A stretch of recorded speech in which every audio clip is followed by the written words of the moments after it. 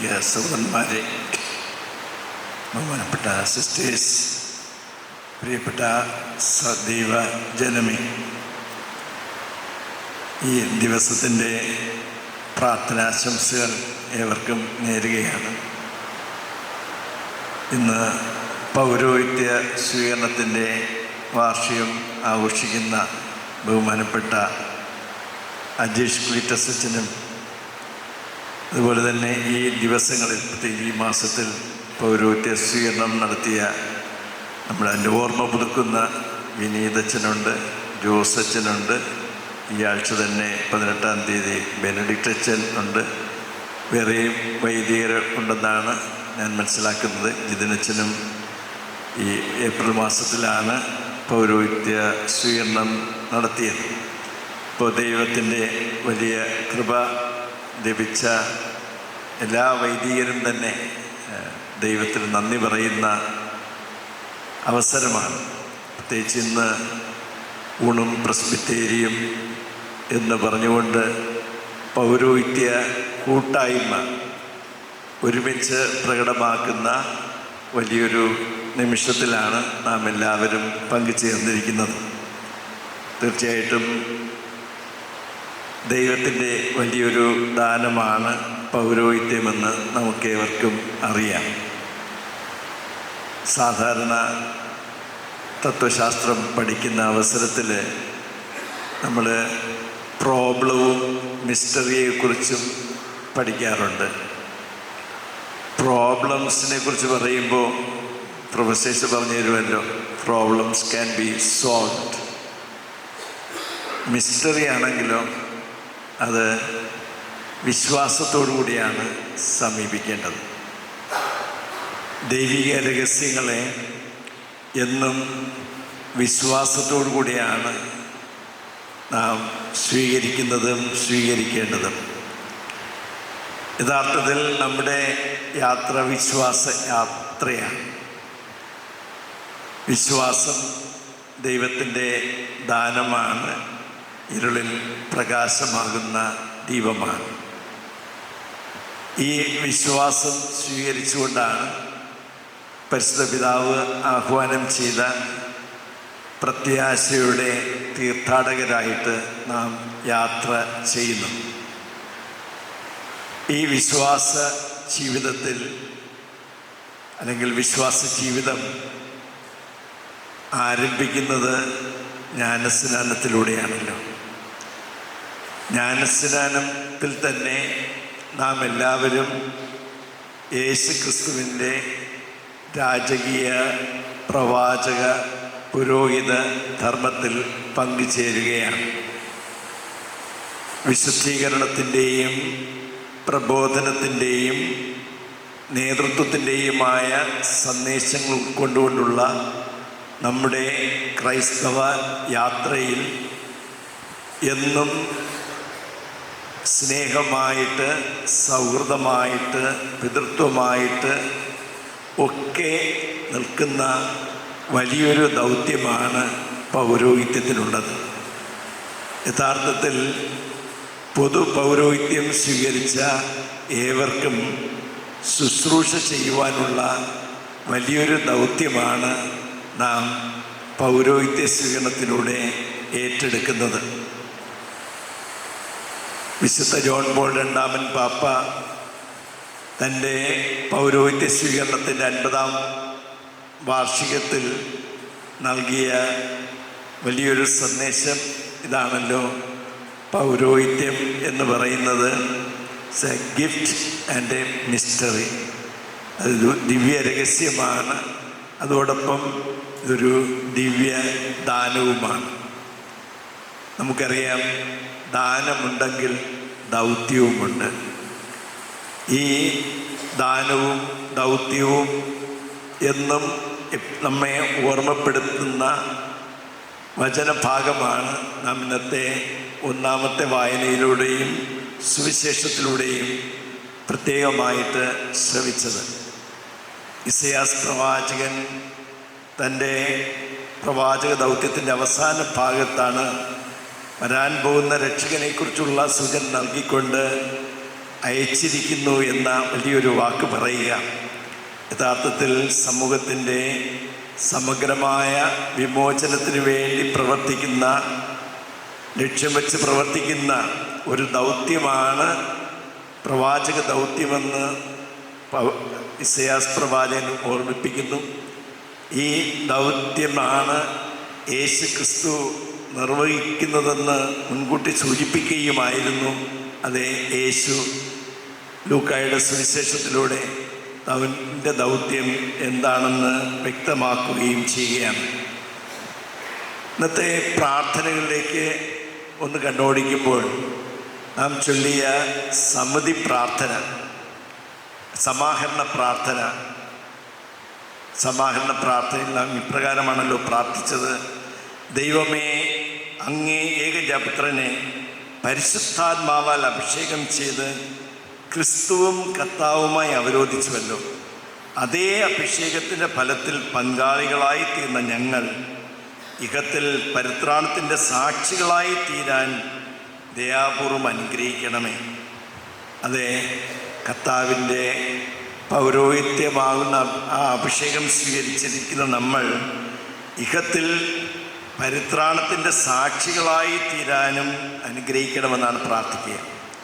വീണ്ടും ഇന്നത്തെ ആമുഖ ഗീതിയിൽ ഇപ്രകാരമാണ് നാം പ്രാർത്ഥിക്കുന്നത്: അങ്ങേകപുത്രനെ പരിശുദ്ധാത്മാവിൻ്റെ അഭിഷേകം വഴി നവീനവും സനാതനവുമായ ഉടമ്പടിയുടെ പ്രധാന പുരോഹിതനായി അവരോധിക്കുകയും അങ്ങേ വിസ്മരണീയമായ പദ്ധതി അനുസരിച്ച് അവിടുത്തെ ഏക പൗരോഹിത്യം സഭയിൽ തുടർന്നുകൊണ്ട് പോകാൻ തിരുവുളം ആവുകയും ചെയ്തു. വീണ്ടും പറയുകയാണ്, പ്രാർത്ഥിക്കുകയാണ്: എന്നാൽ അവിടുന്ന് തന്നെ സ്വന്തമാക്കപ്പെട്ട ജനത്തെ രാജകീയ പൗരോഹിത്യത്താൽ അലങ്കരിക്കുക മാത്രമല്ല, അങ്ങേ ദിവ്യ ശുശ്രൂഷയിൽ കൈവെപ്പ് വഴി പങ്കാളികളാകാൻ സഹോദര നിർവിശേഷമായ സ്നേഹത്താൽ മനുഷ്യരെ തിരഞ്ഞെടുക്കുകയും ചെയ്തു. അതെ, പൊതു പൗരോഹിത്യം വഴി നമ്മെ അലങ്കരിക്കുക മാത്രമല്ല, വീണ്ടും പ്രത്യേകമായ കൈവെപ്പ് ശുശ്രൂഷ വഴി ദിവ്യ ശുശ്രൂഷയിൽ പങ്കുചേരുവാനായിട്ട് നമ്മെ കർത്താവ് ക്ഷണിച്ചിരിക്കുകയാണ്, തിരഞ്ഞെടുത്തിരിക്കുകയാണ്. അപ്പോൾ ഈ തിരഞ്ഞെടുപ്പിൻ്റെ മഹത്വം നാം എന്നും മനസ്സിലാക്കേണ്ടതായിട്ടുണ്ട്. സുഭാഷിതങ്ങളുടെ പുസ്തകത്തിൽ 3-ാം അധ്യായം 27-ാം വാക്യത്തിൽ ഇപ്രകാരം നാം വായിക്കുന്നുണ്ടല്ലോ: അർഹമായത് നൽകുവാൻ, അവകാശമുള്ളവർക്ക് നൽകുവാൻ നമ്മൾ മടി കാണിക്കരുത്. അതെ, ദൈവജനത്തിന് ലഭിക്കേണ്ടത് ലഭിക്കുവാൻ, നൽകേണ്ടത് നൽകുവാൻ ഉള്ള ഉത്തരവാദിത്വം നമുക്കുണ്ട്. ഈ ഉത്തരവാദിത്വങ്ങളെ, പൗരോഹിത്യ ദൗത്യത്തെ ഒരിക്കൽ കൂടെ ഓർമ്മിപ്പിക്കുകയാണ് കഴിഞ്ഞ ഒക്ടോബർ മാസത്തിൽ നടന്ന സിനഡാത്മക സഭയിലൂടെ പരിശുദ്ധ പിതാവ് വെളിപ്പെടുത്തുന്നത്. നമുക്കറിയാം, ഓരോ സിനഡ് കഴിയുമ്പോഴും അപ്പോസ്തലിക പ്രബോധനം നൽകാറുണ്ട്. ഈ വർഷം അല്ലെങ്കിൽ കഴിഞ്ഞ സിനഡ് കഴിഞ്ഞിട്ട് പരിശുദ്ധ പിതാവ് പറഞ്ഞത് പുതിയൊരു എക്സോട്ടേഷൻ അപ്പോസ്തലിക പ്രബോധനം നൽകുന്നില്ല.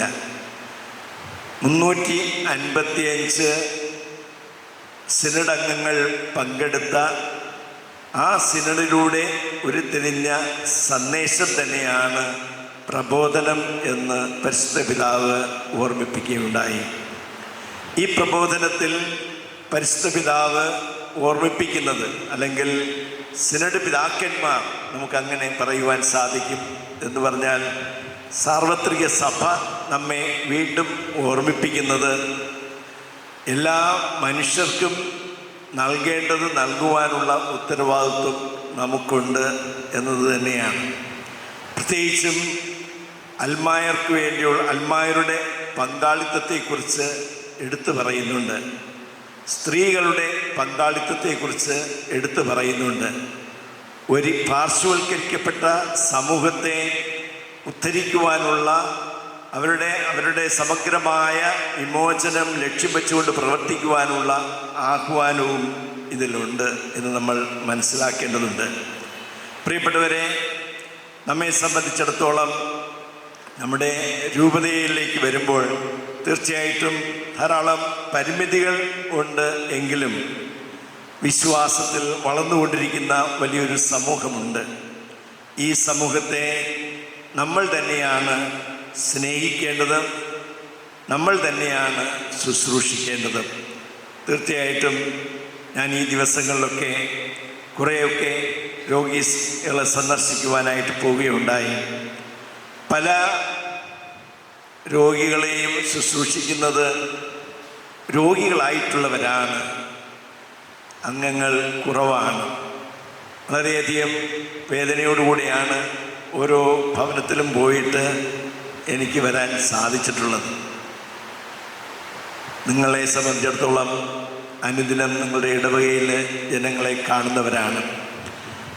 അതുകൊണ്ട് തന്നെ ചിലപ്പോൾ എന്നേക്കാളും കൂടുതലായിട്ട് ജനങ്ങളുടെ വേദന, പ്രയാസങ്ങൾ, പ്രാരാബ്ദങ്ങൾ ഒക്കെ തിരിച്ചറിയുന്നവരാണ്. പ്രിയപ്പെട്ടവരെ, എല്ലാം ചെയ്യുവാൻ സാധിക്കില്ലെങ്കിലും നമ്മളെക്കൊണ്ട് ദൈവത്തിൻ്റെ സ്നേഹം നമ്മിലൂടെ പകർന്നു നൽകുവാൻ സഭ നമ്മെ ക്ഷണിക്കുകയാണ് എന്ന് നമുക്ക് മനസ്സിലാക്കാം.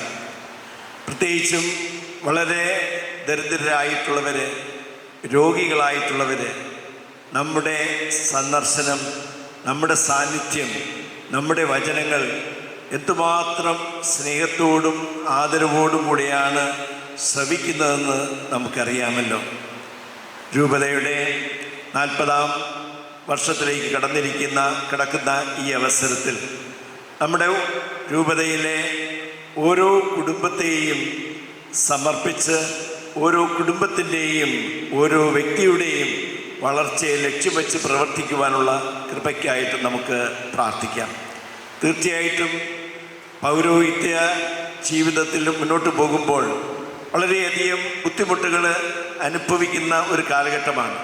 ധാരാളം തെറ്റിദ്ധാരണകളും വിമർശനങ്ങളും നേരിടേണ്ടി വരുമ്പോഴും ദൈവവചനത്തിൽ ആശ്രയിച്ചുകൊണ്ട് നമുക്ക് മുന്നോട്ട് പോകുവാനായിട്ട് സാധിക്കണം. ഓരോ പ്രവാചകനും പുതിയ നിയമത്തിലെ ഓരോ അപ്പോസ്തലനും ഓരോ വിശുദ്ധനും വിശുദ്ധയും നമുക്ക് മാതൃകയാണ്. പ്രിയപ്പെട്ടവരെ, ഓരോ കാലഘട്ടത്തിലും നമ്മൾ പറയും ധാരാളം പ്രശ്നങ്ങൾ അഭിമുഖീകരിക്കുന്നുണ്ട് എന്ന്.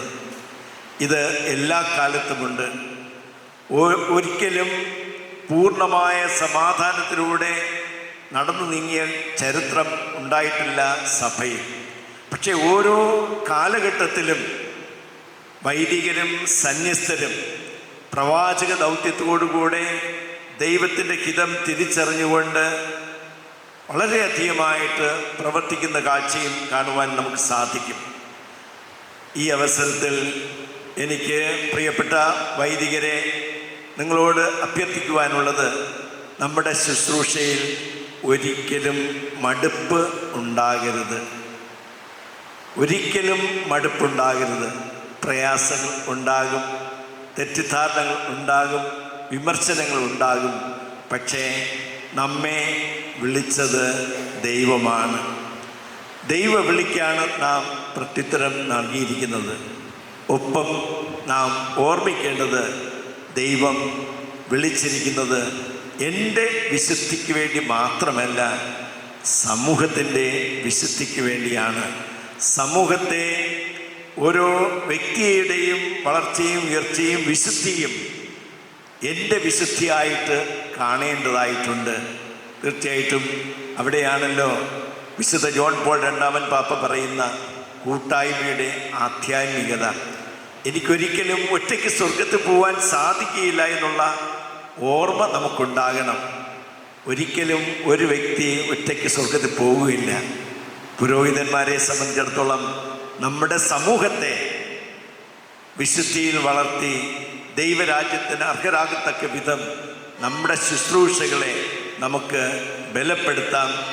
ദൈവം നമ്മെ എല്ലാവരെയും സമർത്ഥമായി അനുഗ്രഹിക്കട്ടെ.